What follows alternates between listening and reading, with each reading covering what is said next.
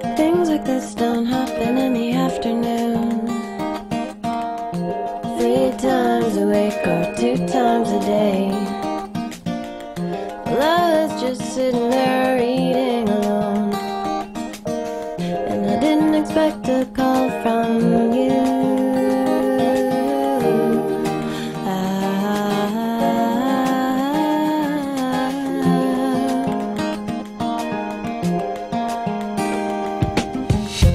Things like this were meant to open your eyes, to give you a chance to wait for me there. Still I see you sinking right back to sleep, and I have no more use for you. Hello and welcome to BTS Presents. My name is Tennant. I'm your host for this episode. We'll be looking at the state of film and television production in Santa Cruz County. We have a panel of guests here who are all producers and directors of media in all the general different kinds of media that we have here. It's going to be an interesting program. I want to hear from each of you a little bit about what you do, what you have done. We'll try to pack in a lively discussion in our half an hour. Maybe just to start things off, I'll give you a quick thumbnail about myself. I'm an independent filmmaker. I live in Aptos. I went to the USC Cinema School, graduated as an undergrad, and worked for a long time in Los Angeles in independent films, features, television commercials, corporate training videos, and lots of roles: producer, director, key grip, assistant director, editor, and moved to Santa Cruz to raise my children. I didn't want to raise children in Los Angeles. And so there's trade-offs. People I went to school with are making big-name television shows and movies now, and I'm not. But I think you'll agree with me, I like living in Santa Cruz. Absolutely. Probably why each of you is living here is because it's a nice place. So let's just go, each take a turn. All right. Tell me your name and what it is you do and something about yourself. Well, I'm Steve Pleich, and for the last couple of years I've had the great privilege of being the host of Voices from the Village, which is really the premier live show here on community TV. It airs every other Sunday evening at 7 o'clock. And my background is really as a community organizer. I ran for city council a couple of times recently. I work with a lot of nonprofits in town, write some grants, and generally try to find ways to make community projects work. I'm delighted to be on this panel because over time, Voice from the Village has really become a collaborative effort. With Charlie Phillips as the producer, Ken Nobler, our director, and myself, we've kind of worked together to kind of an organic process to make that production better and better each week. So I'm really happy to be here and be able to kind of draw on the expertise and the experience of the other folks as well as yourself, to learn and maybe add something to the mix myself. So thanks for having me, and on behalf of Voice from the Village, we're delighted to be here. Good to have you, Steve. Thanks. My name is Miljkovic, and I have a radio show on KZSE 88.1 FM called Artists on Art. It's a weekly radio show, Wednesdays at noon. It's also live, and I interview local artists here, and occasionally people from guests that come to Santa Cruz County. I've been doing it for 6 years, and I have videotaped over 400 of those shows. And so I have a website, artistsonart.com, that I show the video, do the podcast of the live analog broadcast, and am creating the Santa Cruz Artist Archive. Wonderful. Thank you so much for having me on. It's good to have you. Yeah.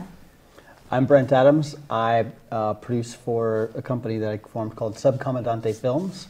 It's really a wannabe film company. It's a YouTube channel, essentially. I trained in documentary filmmaking maybe two decades ago, and now that the digital revolution has been so strong for the last 10 years, I've been getting back into it. I do a lot of local, I actually want to make local social issue documentaries, and in the process of doing those, I ended up becoming a homeless advocate. So I'm doing more with that, but I still do a lot of wedding videos, Kickstarter type videos, and lots of archiving and social issue shorts. Excellent.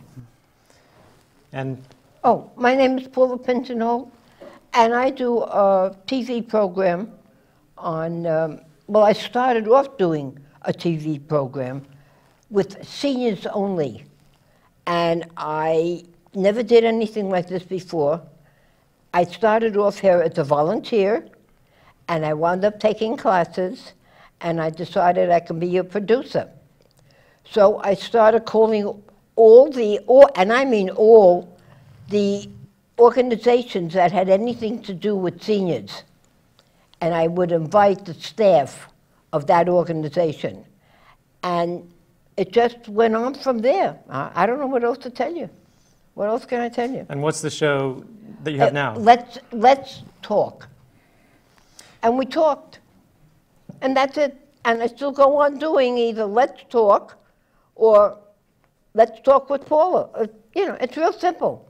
I invite people to the program, and we have a good time. We talk about something in the community. That's what it's all about. Two of you said you had programs here at CTV. Mm-hmm. What's it like having the CTV as a resource for us to use here? Well, CTV, in my experience, has been a wonderful resource. As many people probably know, CTV has had their budget cut drastically, and so now it's primarily volunteer-driven. There are some paid staff, but there are some of us who've been through the certified studio supervisor training, and we have to be on site at all times to kind of run the day-to-day operations. So that's the kind of logistic situation here at CTV. In terms of Voices from the Village, our challenge, because it's a live show, is getting it right the first time. I think Nada can tell you that, you know, doing live radio is that way. You really have to get it right the first time, but in a production sense, it's, you know, how to make it informative, how to make it interesting, and how to make it, you know, visually come alive. You know, how your lower thirds are looking, things like that, you know, whether or not it's best to have color at certain times, and then kind of working with everybody in the studio to get the camera shots right. So it's very challenging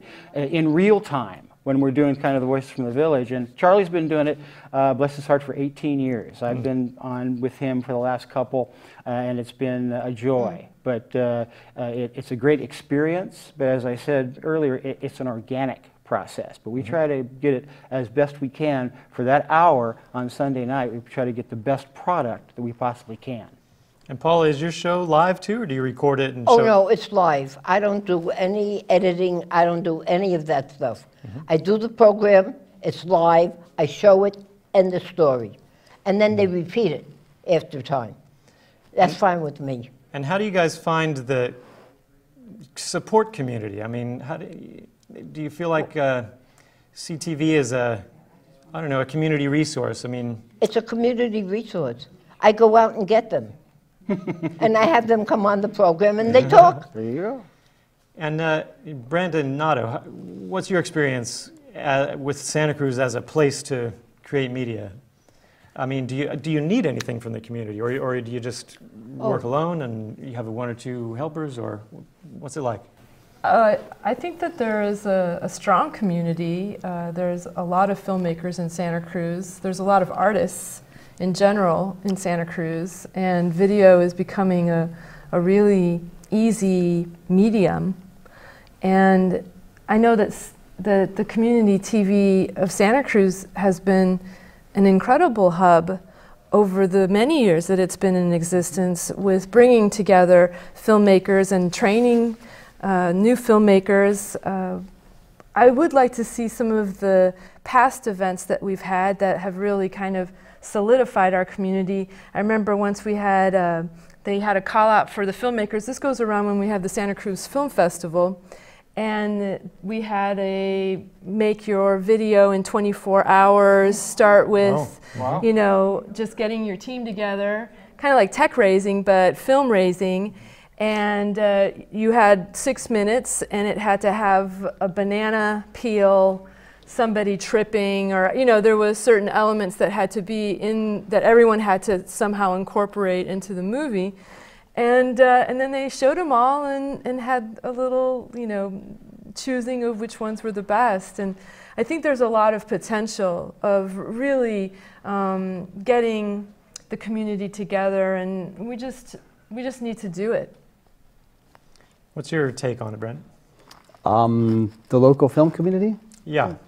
I moved to Santa Cruz in the late 90s. There had been a burgeoning art scene here, and there still is. I just feel like things have transitioned so much with the digital age, the age of YouTube and digital cameras, that anybody has a working camera on their phone, better quality than the 16mm film cameras that used to be in existence. They say it's a collaborative effort, but for me it's not anymore. It's just this very singular sort of thing. I don't see a community around creative filmmaking. This has been a resource, and I was able to check equipment out, but those days are gone. So my report is that the community is really not there in the way I would like to see it. Do any of you, I've had the experience, you know, I went to USC Film School. It's like going to a boot camp, right? It's very intense, and you get to know the people that you're with very well, right?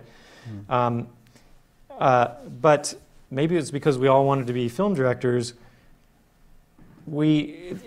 The community was hard to formulate because everybody wanted to be in charge, you know, and everybody had their solo artist kind of point of view. And we would help each other out. Could you come be my cameraman? Would you come and do sound for me? And maybe we'll trade off, and he'll do it for me when I did it for him, but maybe he won't because he's taken off in Hollywood, you know. And there's just challenges to having a community because everybody thinks their own thoughts and you know, has their own ideas and wants to do it their own way. Do you run into that, or are people helpful? Or? Well, you know, I think internally here at Community TV, since we all kind of were challenged by the reduction in budget all at the same time, and they kind of reached out to a handful of us and said, you take this very intense training to be a certified studio supervisor. That's kind of created a bond amongst all of us internally here. So how are we going to make community TV better? You know, what do I have to do to make it better? What do other folks who are doing the shows here have to do to make it internally, to make it the kind of opportunity for people in the community to come in and say, I want to be involved with that. You know, I want to come in and have a show, produce a show on my my organization, my nonprofit, my event.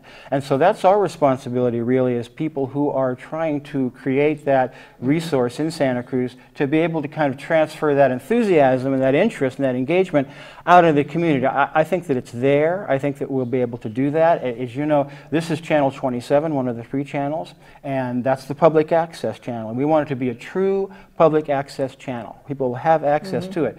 Brian T. Shulman Presents, you know, his shows, the shows like we have this evening, are a perfect example of that. He brings people in, people like ourselves, and really talk about what we have to do to engage the community. So from that point of view, I think there is a community here at CTV, and we're kind of trying to transfer that image out into the community so people can, you know, take advantage of that themselves. So are you saying this is something we need to be building, it's in process, or are you saying it's absolutely. There it is? It is a work in progress, no question about it, yeah. I had the experience, I made a feature film documentary in 2005, and with a budget, I was able to get quite a bit of support for the making of the movie, both production and post-production. And so there are the artists here. It's just getting that community together, like you were saying. Filmmaking has to be collaborative. No question. And it has this really interesting, where you have a temporary community that comes together and works perhaps for a month, sleeps together, eats together, and then the production is finished and then you go off. And I think a lot of times when you have that experience and it works really well, those are the same people that you hire for the next productions. And that's why maybe there's a little bit of a nepotism kind of thing in Hollywood, but it just makes sense because you want to work with the people that you want to play with. Sure. And I think there are a lot of people that would be happy to play here in Santa Cruz. I know that there's university has a great digital arts program. The Tannery has a new digital arts focus. But I had a rental space in Santa Cruz in the beach flats where film crews would come into the community and rent the space out and use it as a sleeping quarters for film crews. I just haven't seen, so I feel like I'm being the negative one here. I don't really see a film community. There's a community television community. There's lots of producers who make a production here and there, and I've known many friends to make films, but I wish there were more of a film community. Things have transitioned. It's not film anymore, it's digital. But there are productions who come in and then they kind of leave, usually from the Bay Area or LA. So for me, I've been able to just hone my craft. It's an editing program on my computer. It's a camera that I can carry around, and the world is what I shoot, and so I find I'm able to still work at just get some money here and there but it doesn't feel like a real community where I'm tossing ideas around and we're really excited about making movies. I wonder if that's because of the kinds of productions you're making. I mean, if you're doing small-scale solo videos, you're not required to go seek out a large crew or what have you. And maybe that has something to do with it, I guess. I wonder, are there film productions in the works in Santa Cruz with local producers? Yeah. I mean, non-university based? I think there was the Digital Media Factory that was starting to come together. And have you worked with them? Yeah, and they did a lot of productions over in the Wrigley building, but I don't believe that's really going. I do think it's something that the community could do more. They could have incubator spaces for that, like they have hacker spaces now. They should have, videographer spaces where people can come in and work with like-minded people to kind of produce videos, to do the productions that Brent's talking about. I think that's possible. To contrast that with community TV, I mean, we're kind of a sweat equity operation really now. You come in, for instance, and take a class and become a certified camera person or a certified studio supervisor or a certified equipment specialist. Then you get a certain number of credits for doing that, and you can use those credits against the studio time that you can use to make whatever production you want or rent whatever equipment you want. So you really have to be engaged at that level, to make it work and to make community TV work.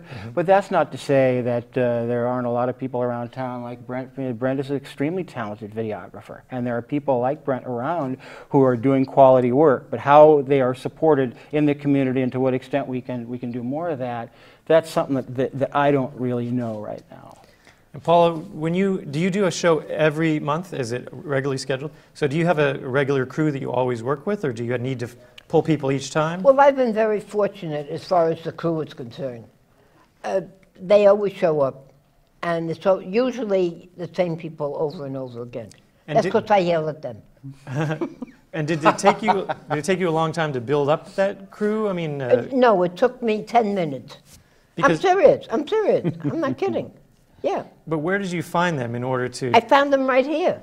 Where else would I find them? This is where they worked. This is where they hung out. This is where they came, and they loved doing, volunteering so that I could have my show. And so I had my show. And how long has that been? When did you about 3-4 years. Yeah, and this past year, I didn't show up so much because I wasn't well. I was ill. So it wasn't the same. Prior to that, it was once a month. Yeah. And I understand things have changed here at CTV. There's been a reorganization. Oh, you're kidding me. Really? I would never have known that. You didn't get the memo, Paula? Yeah, what can I tell you? Are things different for you now? I haven't been here. In fact, I was just telling a friend of mine that I'm going to come down here and introduce myself to the new executive director, because we didn't have one for a while. And I want to get rolling again. So you haven't made a show for a little while, I did a show last month. Yeah. Oh, I'm not skipping. I'm going to continue with it. Good for you. Okay. Yeah. There you go. I haven't decided who I'm going to have. I don't know. So your experience of community and my experience of community. Are you talking about the community or community TV? What are you talking about? Media production community. Media production community, I know the people that are doing it. I'm only here once a month. I'm not volunteering the way I used to. So I don't know what's going on. And, I'm not going to take classes, so that's it. So I guess I'm hearing you're getting what you want in terms got of it. support. And I'm getting what I want. yeah. Whoever I ask That's to come great. on the show, comes on the show. That's And great. I thank them very much. That's it. And for us voices, I mean, we've had the same crew for a long period of time. The people Right. are extremely loyal to Charlie, for one thing. But Gail Williamson and John Maurer and Ken Right. Nobler and Brian Schulman, Brian, the producer of this show, of course, comes in and does the computer graphics on the Voices from the Village. So it's really a solid crew of people who've worked together for a long period of time, or relatively long period of time. I can't say that because I've only been the host of the show for a couple, 3 years. But it's a loyal, solid group, and we just enjoy coming in and doing that. The excitement of live TV together is something that you really can't find anywhere else, I think. Yeah. Yeah, that's true. That's true. Most of the people that have done shows, like there's Richard Dussel. He used to do a show every month. Sometimes he did it more. Sandra's done shows. There are various people that have done shows over and over and over again, and for years. There are some people here that have been doing it for 14 years.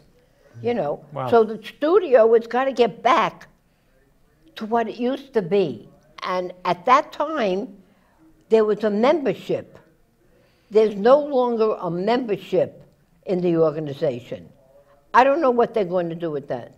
I'm going to find out. But until then, I don't know what's going on. But those are the people that used to come and volunteer and do a show and make donations to the organizations. I don't know where we're at now. Absolutely, I don't know. Okay. So what do you look like you got a question for me. Well, I'm wondering what you guys are all, I guess I'm wondering what you're sort of anticipating. Are you? Well, these two people can't anticipate like he and I can, because it's two different worlds we're talking about. Mm-hmm. We're talking about doing TV here. Mm-hmm. He's talking about doing videos. She's talking about a radio. So it has nothing to do with me. See, he and I can have a conversation. The two of them, they're in their own world. Oh, you want to get up and sit over here, Paula? No, really. Well, I do video also. Yes, I know. Oh, okay. I know. Yeah, That's I know. I just found that out. Okay. Yeah, yeah. Well, I can answer. I've been seeing more movement just by having my name out there or having some videos that have gone almost viral or viral. I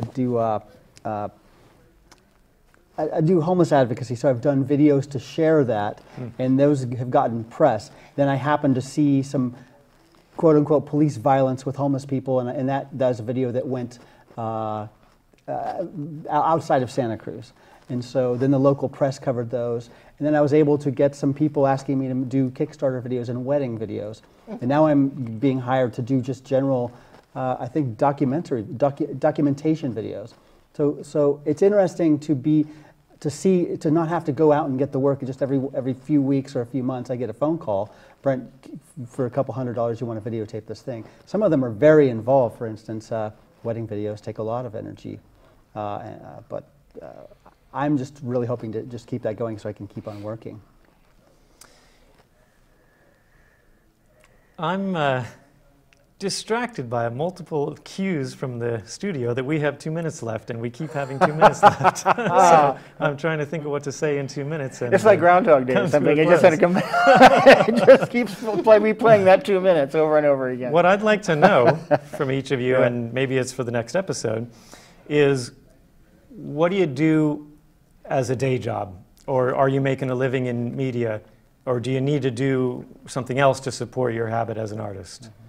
Because that's something I deal with all the time.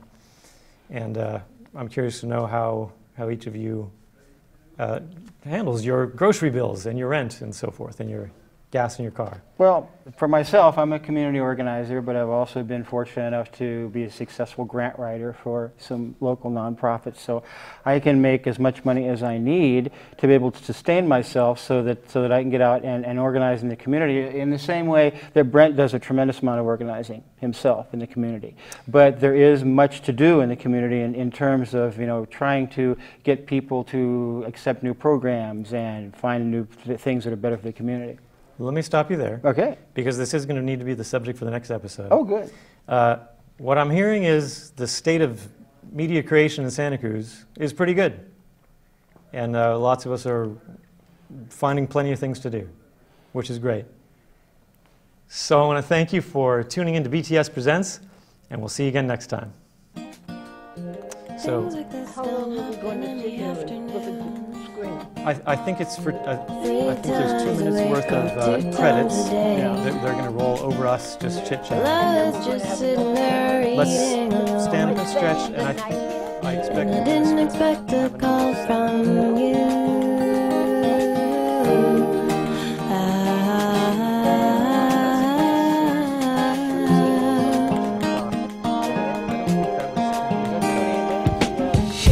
Things like this were meant to open your eyes, to give you a chance to wait for me there. Still see you sinking right back to sleep, and I have no more use for you.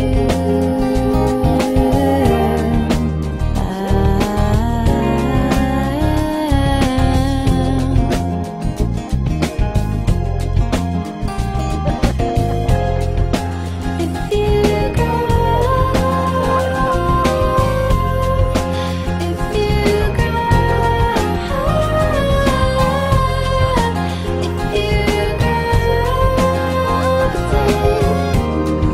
I think if I did it a lot, Yeah, you would. Yeah. tell me. Enjoyed this program?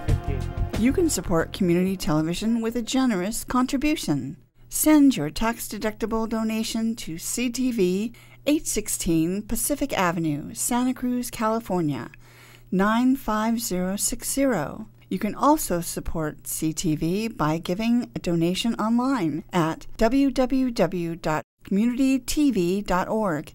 Then press the donate key. How did you get started? Well, I started off, I came here when I sold my restaurant. I had a restaurant on Portola, What was it called? Paula's. It used to be Paula's Brooklyn Coffee House. When I sold it, the guy said, no, it's no more Brooklyn. I said, you paid for it, put whatever name you want up there, I don't care. And one day I was walking down the block on Pacific Avenue, and I see CTV. I said, oh, this is interesting, and I come inside. And a man comes towards me, and he says, hello, Claire. I said, I'm not Claire. John, I'm Paula. He said, oh, my God, what are you doing here? I said, I don't know, I'm looking to do some volunteer work. He said, you can do it here. Be at the counter. I said, okay, fine. He said, the bookkeeper's coming back, and when she comes back, she'll tell you what to do. I said, fine. So I started at the front desk, volunteering every single day from 11 to 4, and I loved it. Wow. I just loved it. And Kathy said to me, Paula, you're here so much, why don't you take a class or two? Kathy D'Angelo? Kathy D'Angelo. And I said, you know, that's a good idea, Kathy. So I took classes. And most of the classes I didn't